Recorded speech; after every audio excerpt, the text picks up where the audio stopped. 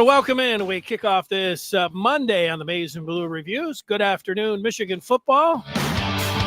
And it is great to have on Anwar Richardson from orangebloods.com, who joins us live on the air from down in Texas. Anwar, how you doing? Man, it's good. It's always good to speak to my Michiganders. I I lived there for a few years. I can tell you where on the glove that I used to live. So that's how you know someone is really had any kind of Michigan in them. So it's always good to speak to you, and always good to speak to my folks out there in the great state, beautiful state of Michigan. Well, it's never too early to talk about football. And if you're looking at the upcoming season, September the 7th, it's not just the Michigan and Texas fans that have week 2 circled. All college football fans will. And Texas is going to be really highly rated. Michigan's the defending champs. I mean, what else could you possibly ask for? It's a noon start. How's Texas viewing this upcoming matchup with Michigan? Well, I mean, I obviously there's a lot of off-season preparation that gets them ready for that. The start for this year, I'd have to tell you, about last year. First of all, Texas played against Alabama in week 2 of last year on the road in Tuscaloosa. And they worked extremely hard during the offseason to really get themselves ready for Tuscaloosa. And so they were able to go in a hostile environment and do what very, very few teams have ever been able to do, which is actually beat Alabama by double digits in their home. So they're going to approach it kind of with that same thing. Now, I'm not predicting the same results, but they're going to approach this offseason as far as embracing the heat out here in this Texas. He's going to be over 100 degrees every single day by the time they get there. That's just how it is out here in Austin. And so, but they'll basically go throughout an entire tough summer workout in order to get ready, to travel on the road. So I think a couple of things. One, I don't think because of what happened with Alabama, I don't think they're going to go in there to the big house and get overwhelmed, right? I don't think they're going to get overwhelmed by anything that's there. Now, Michigan's still a good team. Michigan has still got good players. I won't buy into any of the hype that people want to make me believe that, Michigan's just basically going to field a high school team and they're just going to get that. No, that's not going to happen. They've got a good coach. They've got good players. I don't know about the quarterback, right? I watched the spring game and I don't know. But Texas will have guys. They will have Steve Sarkisian. So I think they'll be really well prepared for the challenge that lies ahead based off of, again, a lot of their success last season. Well, yeah, making it to the college football playoff. And oddly enough, Texas is the only team that returns a head coach that was in the college football playoff with Sark coming back. That is crazy. And both teams beat Alabama. That's also crazy. And Michigan, it felt like I know the fans felt like it was a cherry on top, not only being able to win that game, obviously getting to the championship game, ultimately winning it, but sending Nick Saban out with a loss. And, that will always be there. So nothing like a win over Alabama to get everybody pretty fired up about everything. So last year with all of the success, this was a team that you just looked at on paper that they could really light it up through the air with the quarterback and 2 outstanding wide receivers. One that went in the first round, one that thought he was going to go in the first round, ended up going in the second round, and then a really stout run defense. And don't forget, they also had a guy go in the 6th round as well, Jordan Whittington. As a wide receiver. Well, so yes, wide receiver. They had 3 guys drafted. How about filling those spots? How about start at wide receiver? Do the Longhorns feel good that they have guys that can replace the likes of Xavier Worthy, who went to Kansas City, and then A.D. Mitchell, who ended up going in the second round? Do they have guys that can fill those shoes? Well, they're definitely hopeful. They went into the transfer portal and got a young man by the name of Isaiah Bond, who was at Alabama last year. He had 668 receiving yards, 4 touchdowns, and he's viewed as a guy that they actually intend to lean upon and view very highly on him. They have another guy by the name of Jonte Cook, a former 5-star receiver outside of the state of Texas. Year 2 is going to be this year for him. They have high expectations for him. He had a really very good spring. They brought in a kid by the name of Matthew Golden from Houston. That transfer portal, it can cure all woes and all holes, baby. So they brought in Matthew Golden from guess what? The transfer portal comes in from Houston. They also brought in another receiver from Oregon State, Silas. I believe it's Bolden is his name, and he was really good for them. Probably going to be in the return game and everything like that, and get mixed in at the receiver position. And then they've also have a freshman that looks incredibly well. So I think they'll be okay. I think from a receiver standpoint, they'll be okay. Look, Xavier Worthy went out and broke a record in the combine for receivers as far as the 40-yard dash. I'm not saying they're going to have that guy there. Like, let's not be crazy about that. And, of course, having a guy that gets drafted in the second round it speaks as well. And by the way, they also had a tight end, that Jatavian Sanders, who was drafted in the 4th round. So they lose some weapons at the receiver position.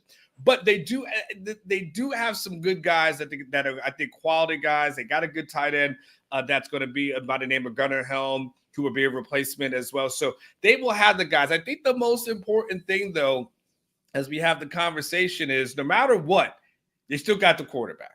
And, the thing for Texas as relates to as we start talking about whether it's the Michigan game or anything past that, Quinn Ewers will have the advantage over just about every quarterback that he faces this season, with maybe the exception of Carson Beck when they play Georgia later on in the year. So if you're Texas and you go into this and say you've got a guy going into year 3, and that's what he'll be, year 3, a guy that many people think is going to be first round, second round kind of pick, a person that if when he's healthy, he's had some outstanding games. He's had some really strong games, whether it's the Big 12 championship game, whether it was the Alabama game last year. So they've got that. And if you believe in him, you believe in Sarkisian, and you believe in this offensive line, which they have a left tackle by the name of Kelvin Banks, who many believe is going to be the first offensive lineman taken in the draft. Some people may think he may be the second one. Regardless, I think they've got enough at the skill position. They've got the quarterback. I think they're in a pretty good run game. So overall, they should be okay as relates to offense. We'll get to that quarterback in a second. Michigan fans, obviously familiar with Xavier Worthy. They had him for a second. They had him in uniform, and then he left. So everybody was screaming. And he hit the ground running, literally. At Texas. And what an outstanding wideout for sure. Well, it was before I ask you about yours, last year's team, it was looked at, certainly on paper, you could not run against them, but you could throw. Is that they know that, and they lost their 2 defensive tackles again to the draft. Yeah. One of the first round, I think one of the second round. So again, do they feel good about the replacements there? And do you think it'll be more tough against the run, easier to pass against the Longhorns, if you had to guess? Yeah, it's a great question, Dennis. And I'll be honest with you, it's hard to replace guys who are that good in the interior. Like I think in the skill position, it's a little bit easier to find those guys that could be a little bit more plug and play. When you start talking about basically a lottery pick at the defensive tackle position, then you talk about a second round guy. I'm not going to sit here today and tell you that I just know that Texas has got the guys. I know who the guys are. I know, Alfred Collins, Vernon Broughton. They brought in a couple of guys through the transfer portal. So they've got some guys who they feel like they're really good.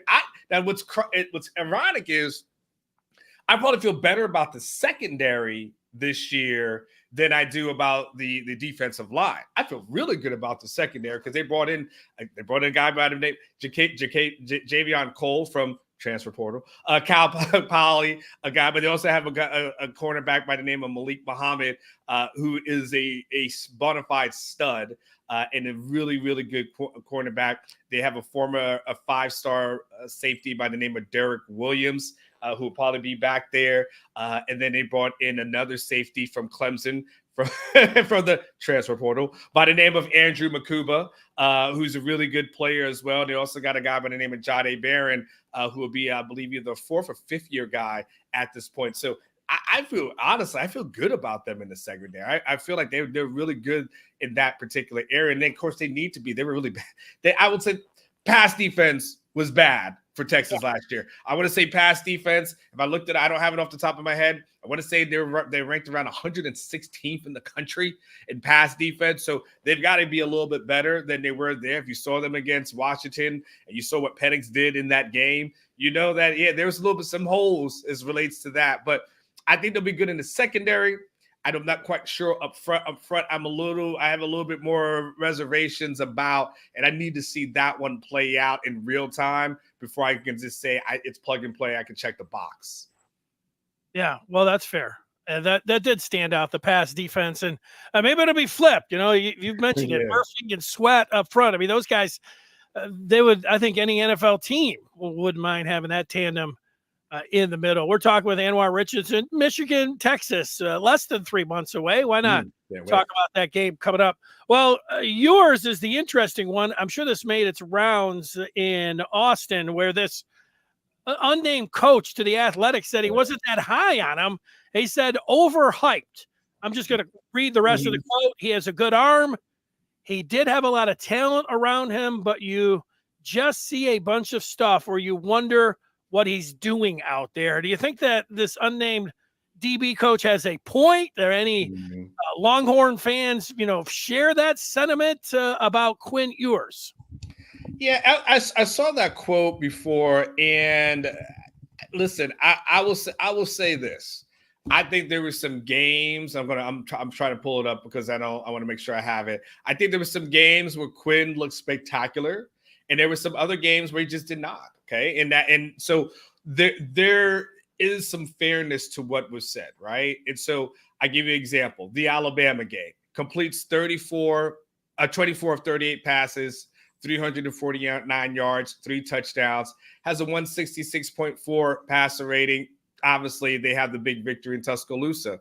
The following week, Wyoming happens, 11 of 21, 131 passing, 2 touchdowns, a 136.2 passer rating, and that was against Wyoming. And that game was kind of close going into the fourth quarter, right? So there was some there again. I can look. There's an Oklahoma game. There's some interceptions that happened there, but I thought overall he played good in the Oklahoma game. 346 passing yards, 1 touchdown, and 2 interceptions. But then. A couple of weeks later, we're talking about like Texas Tech at 17 of 26 for a touchdown and an interception, a 133.7 passer rating. The thing is, for me, as relates to Quinn, is there has to be a level of consistency that needs to be established week in and week out. That for him puts him in that upper tier of quarterback that I think a lot of people expected him to be in when he was, according to some recruiting services, the number one overall prospect, not quarterback, prospect coming out of high school. I want to see his passing TDs increase. He had 22 last year. Good number. That's what you want to be in the 30s. You want to be close to 40. Like, that's exactly where I want Quinn to be. So I hear the criticism, and I'm not going to sit here and be some sort of like homer that can't say that the quarterback position cannot improve. Now, he was hurt. Because he did get hurt for a couple of games, and so he did play hurt when he came back from those games. So there's something to be said for that. But that being said, when you're out there, that can't be really used as an excuse. So I want to see Quinn do a little bit better. I want the passer numbers to be more consistent, and if he can do that, then he can hit into that upper echelon of those top-notch guys that he's going to be compared against. But the criticism portions, I think there's some fairness there. Yeah, I watched him probably like a lot of people that follow Michigan. I saw him last year, of course, in the semifinal against Washington. You mentioned the Red River, whatever. Yeah. shootout, what were they, rivalry, and against Alabama. He looked pretty good in all those games. Where he looked the best was actually the year before when I watched him host Alabama. He got hurt in that game. I think he hurt his shoulder. Texas would have won that game. He played great in that game. So, I mean, if you're getting a big game, Ewers, and this is a big game, I would, if I'm a Texas fan, you'd rather have him playing well in the big games and maybe not so, hot against the pedestrian teams than having it the other way around. And, I don't know, was that I don't know if that was his coming out party. Was it when Bama, you Bryce Young, Texas is going to win that game, certainly with the shoulder. Looked like they were going to win that game anyways. Yeah, I mean you talk about that game from a couple of years ago, and he was 9-12 for $134 before the injury occurred, and I don't think many people gave Texas a chance going into that game. And then, like you said, he gets hurt, he misses 4 weeks. And I think there was just kind of like a what if, like what could have happened, what could have been. There was always that question mark. Now, when he did come back and he was healthy, that's 21 of 31 for 289, 4 touchdowns and 1 interception versus Oklahoma. And that's that game they won 49-0. So that became okay, see, this is what it could have been. This is what it could be. But again, there was also some games after that, like they had an Oklahoma State game where he had a passer rating of 94.7, had a TCU game when he had a passer rating of 75.3. So again, when people start talking about that consistency portion, the thing about Quinn, I will say this: if there's a big game, I know he's going to be pumped up and be ready for it. Quinn in the big game, it's usually not really a concern, an issue. Like he rises to the occasion. It's just those other games that the in between, the kind of like your shoulder shrug Big 12 kind of games where you're like TCU-ish or Baylor or Texas Tech, and you're just shoulder shrugging yourself. And those are sometimes the games where it gets a little bit like I don't know. But again, for me, top quarterbacks, elite quarterbacks, creme de la creme. They put a foot in your butt in every game, and there's no let up. And you don't ever walk out of there saying to yourself, man, I wish I could have had more. They go out there, they handle their business, they put a foot up your butt, and then you go and they keep it moving. That's the next level for him. It can't be, God, I'm going to get high for the Michigan game, but then like a week or two later, I'm kind of in this lull. I know get high for the Michigan game, but there'd be, again, around the Carson Becks and Shedeur Sanders and all these guys that he's going to be in a conversation with, it's got to be a week in and week out. Couple more minutes with Anwar Richardson, covers Texas football down there in Austin for orangebloods.com. What's Sark say about Arch Manning? And is there a plan to get him a series, even in the big games? Or is it just like he's just waiting his turn? No real orgy, or I'm sorry, or not orgy. That's Michigan's quarterback. They had an orgy package last year, but any Arch packages possibility from Texas this upcoming season? Well, here's the deal. One of the reasons why Quinn Ewers didn't really play much in the spring game was because Sarkisian felt the need to make sure Arch was ready. Why did he need to feel the need make sure Arch is ready? Because Quinn Ewers is a starting quarterback. Well, every year that Sarkisian has been here, he's had a starting quarterback get hurt. Every year. He had Quinn Ewers get hurt last year, missed 2 games. He had Quinn Ewers get hurt the previous game that you referenced, the previous year. Alabama, he missed 4 games. Prior to that, he had Casey Thompson and then Hudson Card. Both of those guys stayed injured throughout the year. So every year he's been here, he's had a quarterback get hurt. So he goes into the season saying, knock on wood, as relates to Quinn Ewers, but I haven't seen any of my quarterbacks stay healthy for a 12-game season.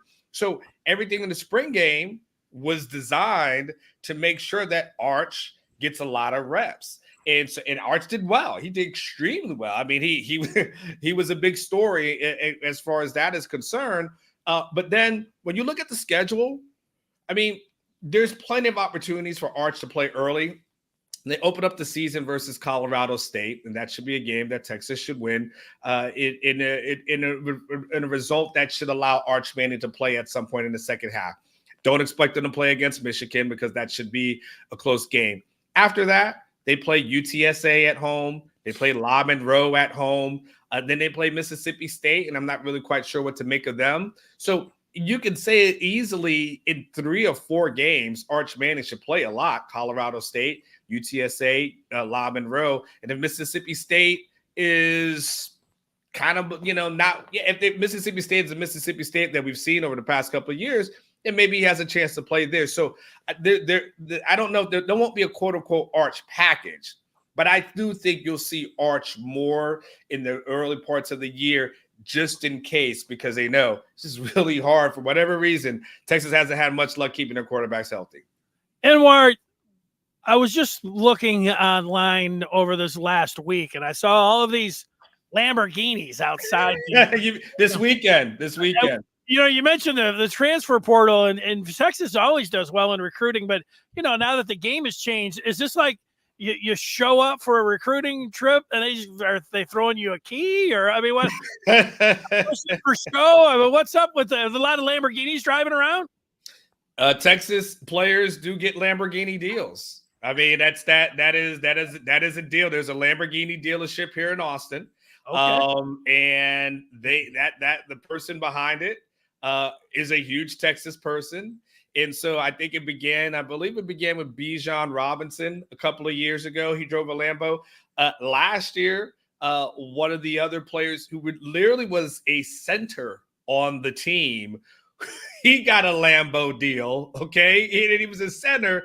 And so what they leaned into was, hey, you know what? We don't got to hide it. So they over the weekend, they had a huge recruiting visit. And they just had all the Lambos out. Lambos on one side, Lambos on the other side. I probably had at least 12 of them or so. And then the players, the recruits, as they walked into the athletic facility, they all got to walk past the Lambos. They're playing "Not Like Us" by Kendrick Lamar. And then they walk in, and there's Steve Sarkisian greeting them at the door. They're at the point where they say, you know what? We got to hide it. There's nothing to be ashamed about it. We're Texas. We've got money. Texas has no shortage of millionaires, and they have no shortage of millionaires that they're creating every single year. So they have guys that they can lean in from that. And look, from a social media standpoint, it went over well. Hey, they showed him on here's a funny Faris Khan.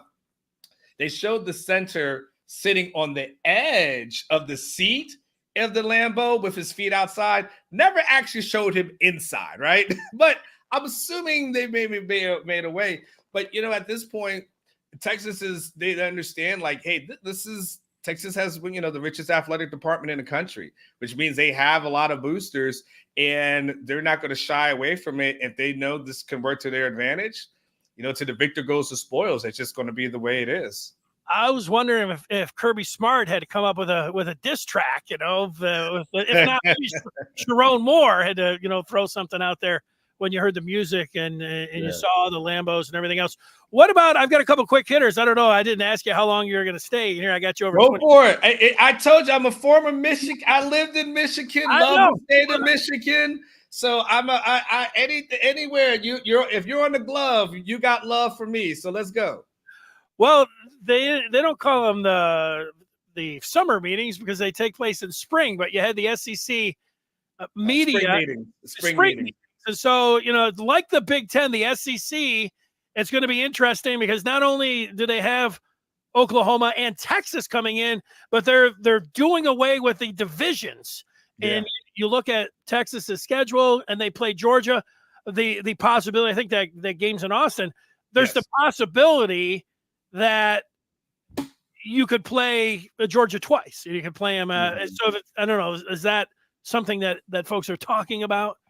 Yeah. Well, I mean, the thing is, SEC gets rid of divisions because the SEC wants to make sure they get as many teams in the playoffs as possible. And the last thing you want to do is cannibalize yourself and have these divisions where all of a sudden this team doesn't get it. Maybe they're a 9-3 team, but maybe they can't play in there. But there's another team that does get it. So they're just like, no. we're going to try to get in as many teams as possible. They'll have a championship game, but look, you'll know your two SEC champions. The teams that play the championship game will get in. Then you kind of hope for maybe one or two kind of wild card teams as it is. And I'll get to Anton's question in a second. But so yeah, yes, there's the thought process of Georgia and what that looks like. And I think Texas is dreaming big right now. Like they're dreaming big. They're thinking to themselves, hey, we played against Washington. Think to themselves they were within a couple of plays of potentially beating Washington, even though they didn't necessarily play their next game. Michael Penix hit God mode in that game. Like I don't know what it was, but he picked God mode in that game, and he went into something that we just hadn't seen that year, at least consistently from him. But Texas feels pretty good about it, and they feel, again, when you have an expanded playoffs, now your margin of error is a 10-2 Texas team probably makes the playoffs, right? That's just where they're at. So, and so the question is going to be, can a 9-3 SEC team make the playoffs? And there's going to be some conversations about that. So, I think Texas fans, of course, are looking forward to the Georgia game, but they're also trying to think big picture as well, as far as trying to be a playoff team. That's the way Sark is kind of, believing in himself. That's the thing that he verbalizes as well.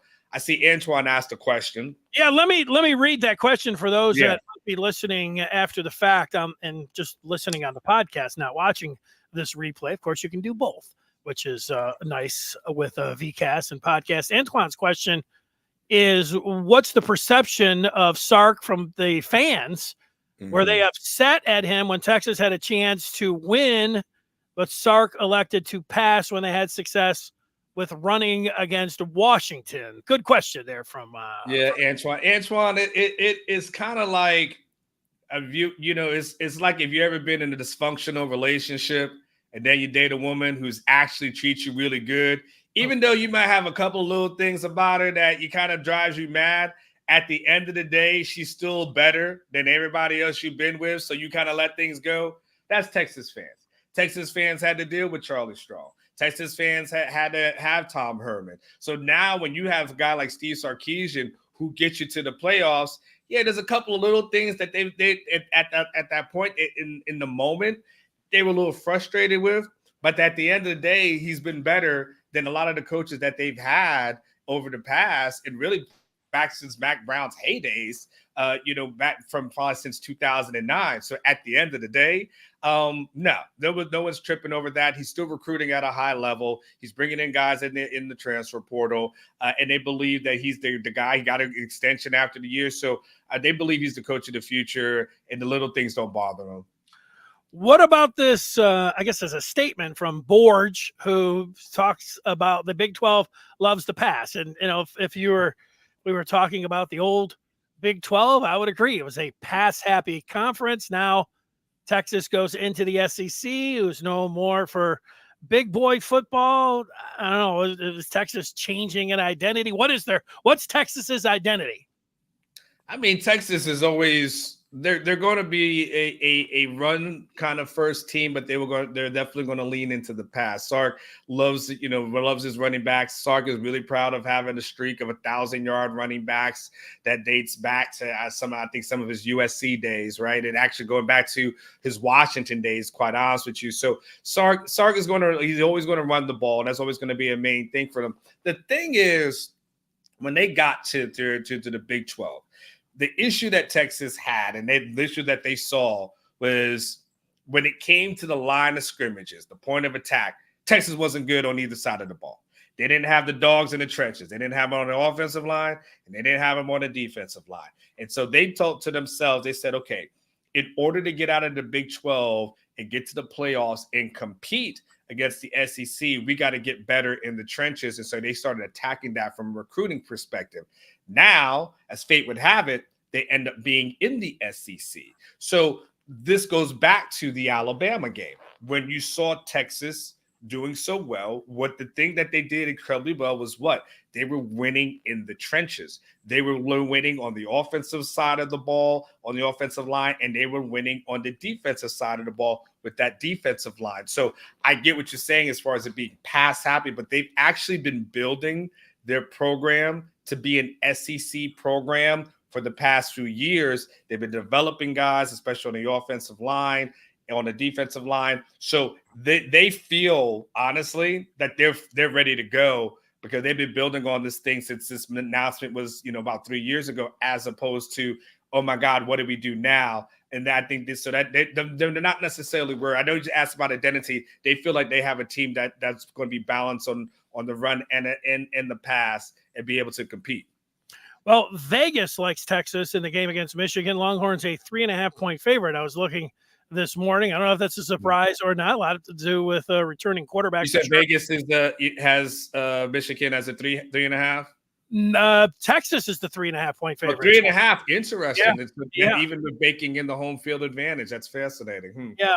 Borge, Anwar answered the question about the Longhorns against the run earlier in the pod. Here, let's just take one or two more. Loring says, what is the pulse of the Texas players having to go up to Michigan to play in game 2 of the season? That was my lead question, Loring, but that's a good one to kind of wrap up with. That's okay. Hey, Loring, thanks you for asking the question. I'll be honest with you. Again, I point back to it. They went on the road in Alabama in week 2, and they won by double digits, something that no one really thought they would be able to do. So as it relates to that, this is week 2 in Michigan. Again, not predicting double digits, but understanding that I don't think there's going to be a part of them that Texas goes in there and going to think to themselves they're going to be totally overwhelmed. What do they do? How are they going to handle this? Any of those kind of things. I know they're up for the challenge, and they understand Michigan has had an incredible amount of success over the past few years. But as relates to the thought process, they feel like, they're going to be up for the task. And I don't think you're going to see a team that's going to get too rattled on the road in that environment, and especially for an afternoon game. The night games are always the crazier ones. The afternoon games, there's you get a little bit more, calmer. Few people get too many drinks in them, and the crowd can get quiet. You just never know. So I don't think they're going to be as worried about that. And again, they'll also be outside of this Texas heat into by Michigan week 2, where we talk about 80s at that point, more than likely. It's nice. Michigan, it ain't hot in September by that time. So they'll be happy to get out of this heat and get into some better weather. Yeah, I mean, there's heat and there's Texas heat from what I hear. My thought process, and here's my final question for you. If this was last year and you're thinking, well, Michigan with Alex Orji likely at quarterback, he's more of a running quarterback. It's unknown about what kind of passer he is. And so if you looked at Texas's defense, you'd say, oh, no, that kind of sets up well for the Longhorns. Very good against the run, susceptible against the pass. But as you talked about, it might be the other way heading into this one. My question is that with Texas going to Alabama and winning on the road last year, Jalen Milroe, Jim Harbaugh during the Rose Bowl news conference said that he thought Jalen Milroe reminded him of a more polished Alex Orji. The plan, was it, did they tackle well? Did they confuse him? So because he didn't have that great game. He ended up the very next week, but he got benched soon after that. So what was the game plan against Milroe? And I'm thinking that there'll be likely a similar game plan against Orji. The game plan was, let's see if he can beat us in the air, because Texas didn't think that he could. They didn't think that he would do a good enough passer of the football to do it. And I think at the end of the day, I think he threw 2 interceptions. I don't know if he had a fumble or not, but I feel like there may have been a fumble in there. Again, I got to go back and look at the numbers from that one. But they felt like, hey, they could get pressure on him. 2, they had the speed, especially with the linebackers, to contain him and make sure he didn't get too crazy. But 3, can this guy beat us in with his arm? And the answer was no. Like, the Texas felt like they had the DBs, and they felt like they had a good enough defense to get the pressure on him and get the pressure with the front 4, sometimes occasionally blitzing. but get the pressure on him. That was kind of the strategy. It was actually ended up being a perfect strategy. To your point, I think they go out, play University of South Florida the next week, and he's not playing for whatever reasons, which was always kind of a weird one to me. I always feel like there was something else mysterious that happened that they just never told us what that was about. But they dialed up a good game plan. The thing is, the staff is really good as far as getting keyed in and dialed in as relates to the big games. And Sark always comes out from especially from an offensive standpoint, with really, really good strategies. I'd say his first 15, 20 scripted plays are usually pretty brilliant and usually pretty magnificent. And then you just got to try to throw him off kilter by some in-game adjustments. But that was kind of the Milroe thought process and the Milroe path. Yeah, and Anwar, I think that Texas will cross the bridge of playing in the cold in the north when they have to get there. But I think at that point, Sark might just look out into the assembled media and say, Anwar, you spent some time up north. Don't sleep on this now. It actually does get cold in Austin. Like, don't get it twisted. In the wintertime, first of all, it's not Michigan cold. So let's get that straight. Like, I lived in Michigan. I've never been more miserable shoveling the driveway in freezing and sweating at the same time. I don't even know how that's possible, but that's what happened there. It does get cold. It does get freezing cold temperatures here as well. So we freeze. We have freezes. I've had to cut down trees and all that kind of stuff because of the freezing cold. So it does get cold here. It just, y'all's cold is different because it starts in like late September-ish or October, and it doesn't let up until Memorial Day weekend. But I think, like, at that point, they'll deal with it when they get there. They just got to get there, and we'll see what happens. But that's a December conversation. As relates to what happens in September, they'll be all right. That won't be a factor. Yeah, they're hoping they do have to deal with something like that where they're not playing on the road, maybe, and they'd like to have a bye, I'm sure, but they'll cross that bridge. Well, great having you on, Anwar. What are you working on? Do you have any special projects in the summer for those? I'm working on going to Cancun next week. That's what I'm working on. That's it. I know you try to throw me an alley-oop and try to tease to some things, but I'm working on sitting out on the beach for a few hours and falling asleep with a drink in my hand is really what I'm going to be working on.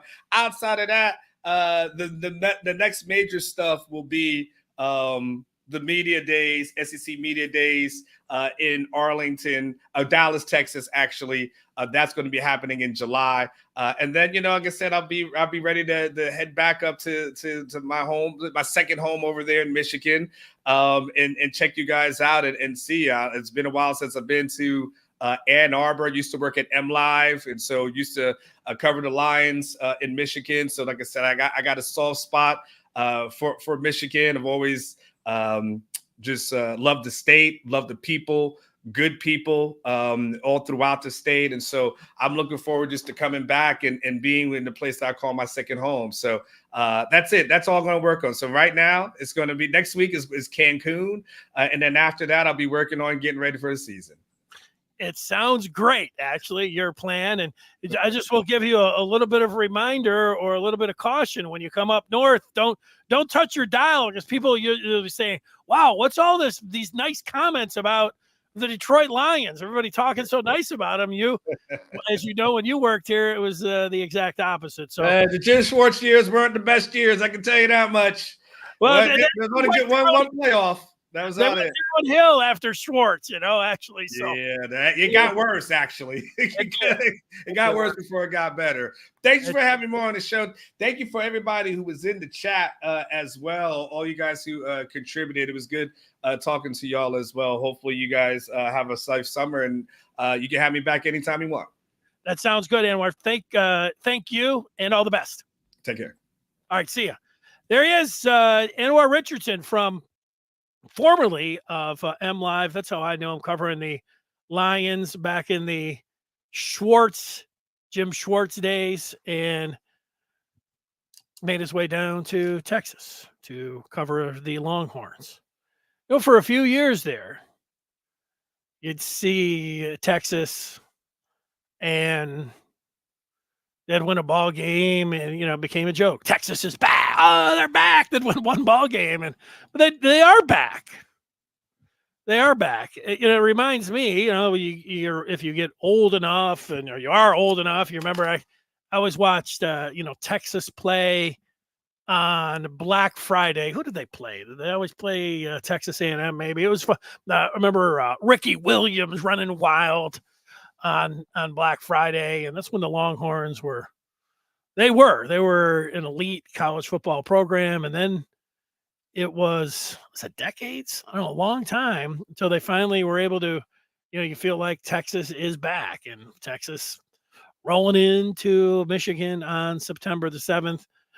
And if you're looking at your calendar, we're looking ahead. If you're looking at the calendar in the years ahead, Michigan is going to, at least this is the schedule right now. Next year, they're going not to Texas, but they're going to Oklahoma, right? At Oklahoma. And then Oklahoma's coming up to Ann Arbor in 26. And then in 2027, don't forget, that is down to Texas. And Arch Manning, who is a freshman now, so if he played next year as a redshirt freshman in 25, he could be a redshirt sophomore. He could go pro in 26. He could also be a redshirt junior, if I'm extrapolating that out right, in 27. So Michigan could see an experienced Arch Manning when they head down to Texas. The way college football is changing, and who knows if they'll play that game. The one that I'm wondering about is 2033. Michigan has a non-conference game scheduled against Notre Dame. Notre Dame's coming into the big house in 2033. Will that game happen? Will Notre Dame be in the Big Ten? Oh, you say by then. Notre Dame being in the Big Ten by next year, even possibly. So we'll see. That game could get canceled, and see what happens there. See a couple of what the people are saying. It's always right on top of things. Sam saying to hell with Notre Dame. LTM, Orgy or Edwards will be in the Heisman talk. I feel like that could very well happen. A lot of this season for me, and you're talking about Heisman, it's winning ball games, it's staying in the spotlight. There's no bigger spotlight than that second week against Texas. If Michigan beats Texas, everything, Texas, I don't know, they're going to be number 2 or number 3 in the country.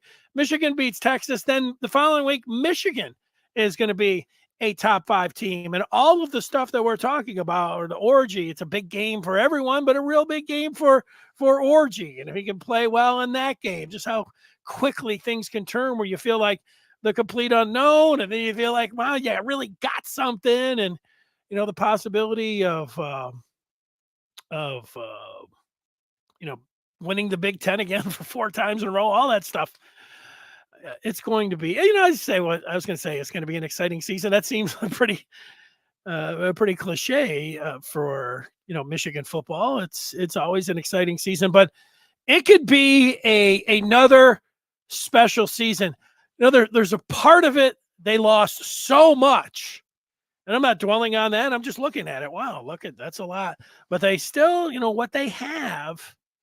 And if they are able to bridge the gap from Harbaugh to Moore and then get this thing going with everything and, the NIL part and the pay to play part and, the recruiting part. However, this Michigan could be on this magical run.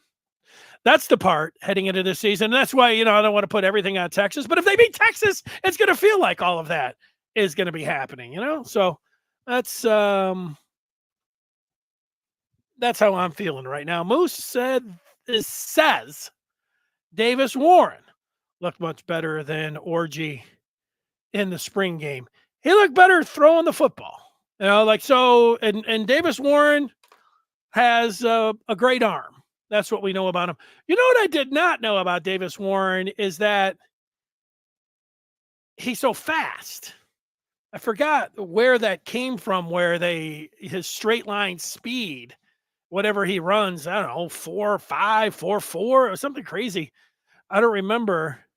It reminded me a little bit of Daniel Jones from the Giants. I remember a couple of years ago, he took off and had this like 60-yard touchdown, and then they had this the real-time speed in the game, and he ran faster than Lamar Jackson. Talking about Danny Dimes. And it's like, what? And Davis Warren, I don't know. Davis Dimes? He's got a little bit of that Daniel Jones in him, something like that. Yeah, I don't know. The thing about Warren is that right now, Alex Orji, if I'm handicapping who's going to start for Michigan against Fresno State, it is 5-1, 10-1 that it would be Alex Orji. So the way that it would be Davis Warren would be, of course, an injury, but Orji would really have to perform poorly in the summer phase that I guess we're in right now. And then obviously in fall camp, I don't know, is he going to really perform poorly there? You don't want that to happen. It's good to have, options behind him. I don't really want to see Davis Warren. I want to see Orji. I want to see him out there, see him play well against Fresno, and then, unlock everything against Texas, and then away they go. So, you start getting into Davis Warren talk, and you got, people talking about the experience of Jack Tuttle, and, now he'll be a factor. And I don't know. Is he going to be a factor? They get in a fall ball, and sure enough, Kirk Campbell will say something like, Jaden Denigals really had a outstanding camp. I don't know. I mean, that's quarterbacks. That gets us all fired up. That is what happens. So there you go. AJ has been pretty consistent. He feels good about Orji. He thinks Orji playing makes Michigan even tougher to stop. Might even be more consistent with Orji. Take a few more here. Ferris appreciates the tie. Thanks for dressing up. Well, when you say things like that, Ferris, it makes me want to continue that. LTM. We will be on main stage every other week. Texas, USC, Oregon, MSU, Washington, Ohio. Prime time. Yes, you are right about that. Michigan's got the same ingredients to win it again. Win it again. Here's a hope for Orji to win the Heisman, and we win it all. That's some June talk. Why not? Let's go. Moose, I believe, talking about Warren here, saying that he can run. People don't understand that. Ferris, talking Heisman, is talking Will Johnson. Will Johnson wins the Heisman. Charles Woodson 2.0. I was going to say, if I could pick a player, this is a pretty easy game. Pretty fun game, easy. It's a real Michigan game. Who would you really want to win the Heisman? Would it be Will Johnson? Would it be Alex Orji? Like, who cares? The Johnson part, it would be Woodson 2.0, which would be pretty awesome. And if he was going to win the Heisman, what kind of season? Probably would have to be on special teams and maybe on offense. And then he would be playing like Charles Woodson. Michigan would be in the mix for everything. That's the thing. Whoever, if Michigan has a candidate, obviously if they win it, Michigan is going to have an exceptional season. So I would not care who would win it at that point. But, Orji or Will Johnson, a Will Johnson lightning striking twice would be pretty amazing. So that's it. I want to thank everybody for joining us. Loring says, Orji, can we say Vince Young type player? Vince Young, one of the greatest college quarterbacks ever. Now that game, I've never watched it again. Once was enough. But that was the Rose Bowl. right? Wasn't that like a 35, 34 game, Vince Young, Michigan. And then for a while, the following year when Texas took on USC, that was the greatest college football game that I had seen. Greatest college matchup because you had the Heisman winner from the year before taking on the current Heisman winner, and it ended up being a great game. But then that one was eclipsed by a championship game was Clemson and Alabama. It was Deshaun Watson, I think, running in the last second to win for Clemson. And then that one took over the number one spot until it was Alabama. And then who were they playing? Georgia. And that's where Tua came in at halftime, and Saban benched Jalen Hurts, and then Tua threw the touchdown in overtime to then make was the quarterback. Then that one became the greatest championship game. So those are the three, I think, right now. At least I'm thinking about them. All right, we'll be back here on Wednesday. I am planning on doing a special basketball podcast, VCast. That's what video cast for those that are watching this. So stay tuned for that this week. Look for it. There's a tentative plan right now for Thursday for that. So just keep an eye. It's not an emergency pod. It's a planned spring pre-summer basketball pod coming up on Thursday. So we'll see if we get that done. As always, speaking of basketball here, we have a picture of Dusty May and recruiting over the weekend, everything that's happening, who's visiting, guys that have committed, that are visiting elsewhere, guys that have committed elsewhere that are coming in. You've got these official visits. You've got these big weekends.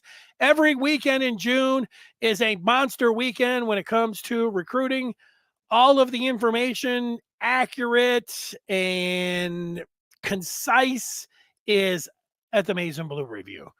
Join the Maize and Blue Review today by going to michigan.rivals.com. And not only that accurate information in recruiting on football and basketball and the transfer portal, but then you also get access to the Den, which is the Maize and Blue Review's posting board. That is where I hang out I don't say all day and all night, but I'm pretty early and then a lot of times pretty late. So that's where I'm at. Big discussion about Caitlin Clark over the weekend and her being left off of the USA basketball roster. It is, I don't want to lead you astray, it is 98% Michigan talk on the Den, kind of like this podcast. But then if there's a big story, the Clark story is the big story. So that was talked about over the weekend. So you get that too. It's all Michigan with the exception of the big story. So you can also jump in on as well. All right. That'll do it. Thanks so much. Everybody have a great rest of your Monday. Thanks to Anwar Richardson from orangebloods.com. And we will see you here on Wednesday, same time. Smash that like button. Give us that rating on the podcast.